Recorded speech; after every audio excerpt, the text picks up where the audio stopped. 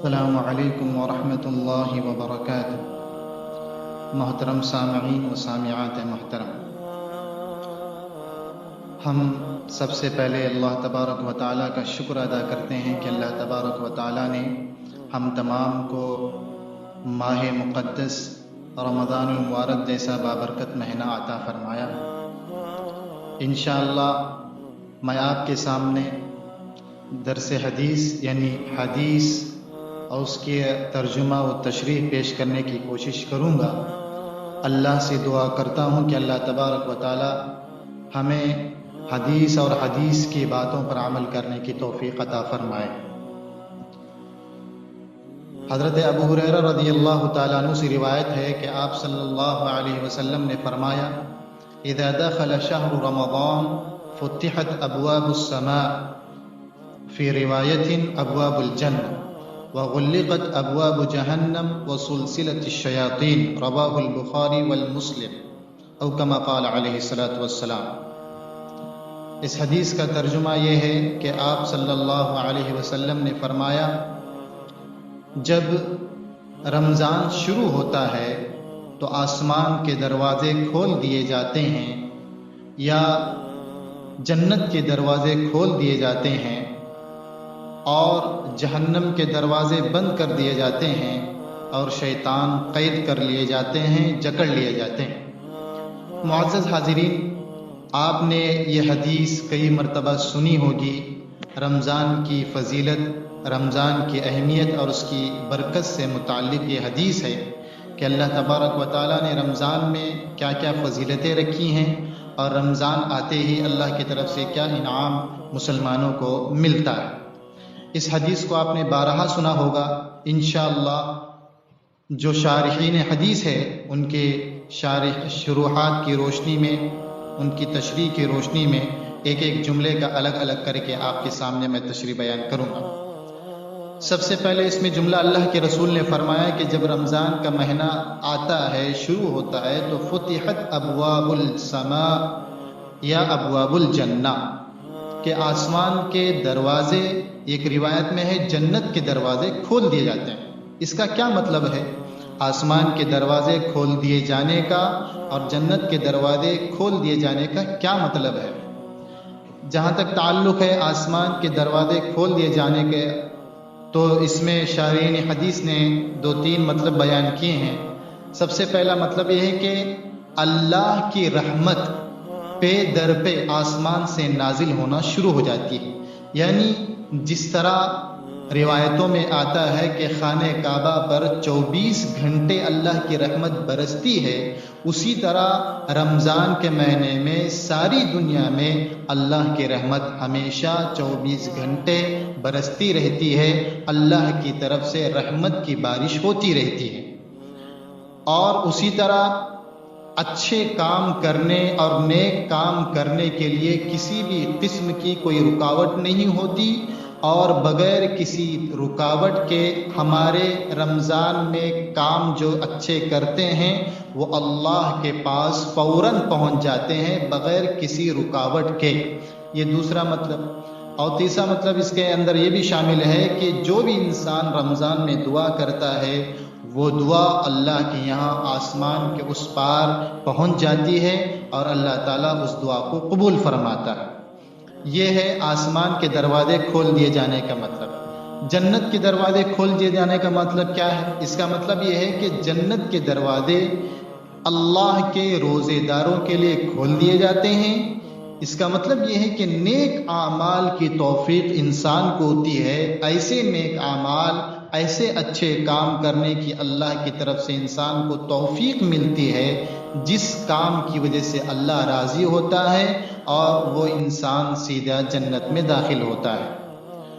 دوسرا اس کا جملہ اللہ کے رسول نے فرمایا: غلقت ابواب جہنم، کہ رمضان شروع ہوتی ہی جہنم کا دروازہ بند ہو جاتا ہے۔ اس کا کیا مطلب ہے؟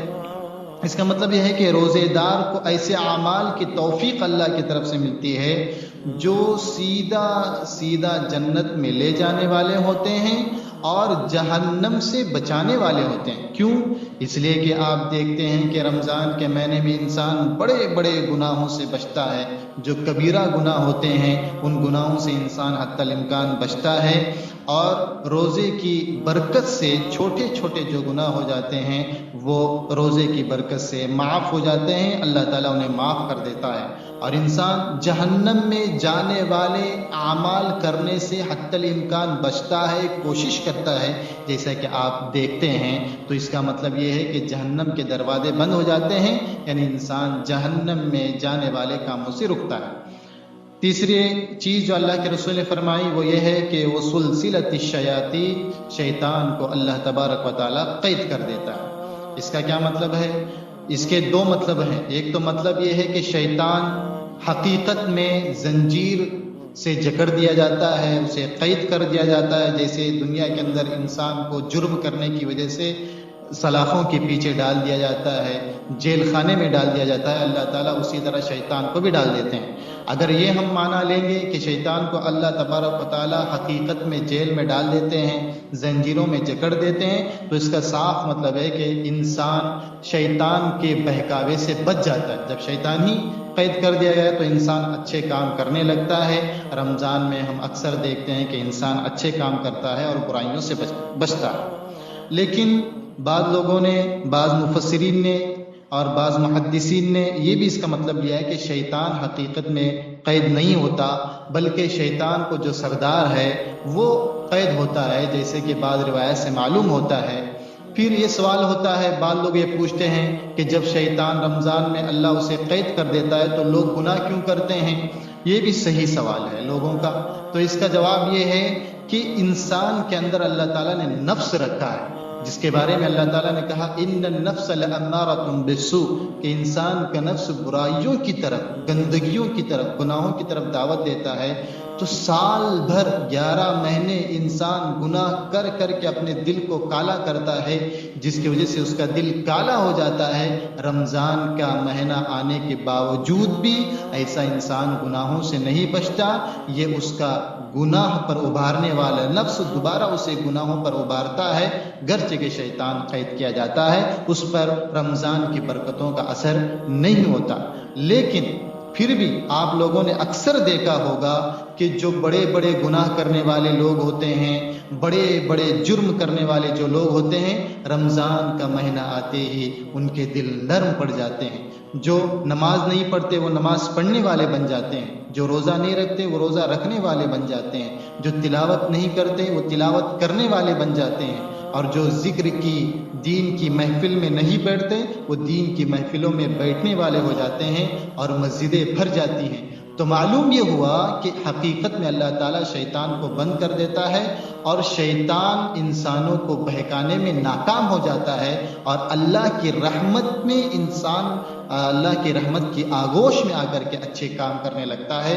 صرف رمضان کے مہینے میں ہوتا ہے، جیسے رمضان ختم ہو جاتا ہے پھر لوگ اسی طرح ہو جاتے ہیں، اس لیے کہ پھر شیطان آزاد ہو جاتا ہے۔ تو معلوم یہ ہوا کہ اللہ تبارک و تعالیٰ کی طرف سے رمضان کا مہینہ بڑی فضیلتوں والا ہے، بڑی برکتوں والا ہے۔ اس مہینے میں جیسے آج جو حدیث پڑھی گئی، اس میں بہت ساری باتیں معلوم ہوئی کہ اللہ تبارک و تعالیٰ کی طرف سے جنت اور آسمان کے دروازے کھول دیے جاتے ہیں، یعنی انسان کو نیک کام کرنا آسان ہو جاتا ہے اور جنت والے کام کرنا آسان ہو جاتا ہے، اس کی ہر دعا قبول ہوتی ہے۔ اسی طرح جہنم کے دروازے بند کر دیے جاتے ہیں، یعنی جہنم میں لے جانے والے تمام کاموں سے انسان بچتا ہے، اور رمضان کے مہینے میں خاص طور پر بچنا اس کے لیے آسان ہو جاتا ہے۔ اور اسی طرح شیطان جو سب سے بڑا انسان کا دشمن ہے، جہنم میں لے جانے کے اعمال کراتا ہے، ایسے موقع پر رمضان کی برکت سے، رمضان کے آنے سے، رمضان کی رحمت سے وہ شیطان بھی قید ہو جاتا ہے اور انسان نمازوں کا پابند ہوتا ہے۔ یہ اللہ کی طرف سے رمضان کا مہینہ بڑا برکت والا مہینہ ہے، بڑا رحمتوں والا مہینہ ہے۔ میں اور تمام لوگوں سے گزارش کرتا ہوں کہ اس بابرکت مہینے میں رمضان کے اندر اللہ کی خوب سے خوب عبادت کریں، اور جو اللہ کی طرف سے ہمیں یہ موقع ملا ہے اس موقع کو غنیمت سمجھیں۔ سمجھیں۔ اس کی صاف روایت ترمذی اور ابن ماجہ میں ملتی ہے۔ اللہ کے رسول صلی اللہ علیہ وسلم نے فرمایا کہ جب رمضان کی پہلی رات ہوتی ہے تو شیاطین اور سرکش جنات جکڑ دیے جاتے ہیں، یعنی جو شیطان ہوتے ہیں اور جو جنات ہوتے ہیں شرکت، ان کو اللہ قید کر لیتا ہے اور دوزخ کے سارے دروازے بند کر دیے جاتے ہیں اور ان میں سے کوئی بھی دروازہ کھلا نہیں رہتا، اور جنت کے تمام دروازے کھول دیے جاتے ہیں، ان کا کوئی دروازہ بھی بند نہیں کیا جاتا، یعنی جہنم کے پورے دروازے بند ہو جاتے ہیں اور جنت کے پورے دروازے کھول دیے جاتے ہیں، اور اللہ کا منادی پکارتا ہے کہ اے خیر اور نیکی کے طالب، یعنی اے خیر اور نیکی کے طلب کرنے والے قدم بڑھا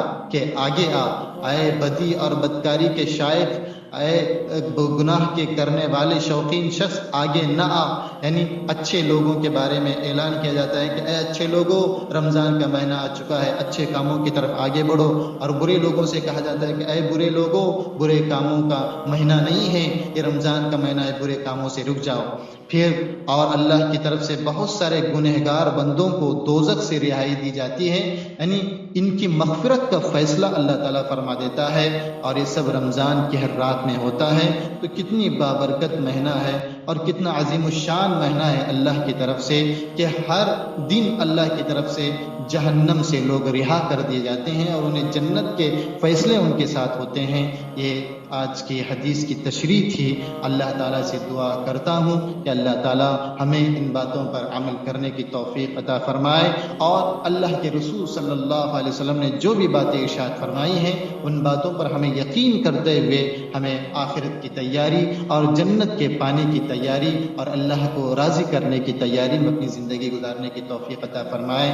وآخر دعوانا ان الحمد للہ رب العالمین۔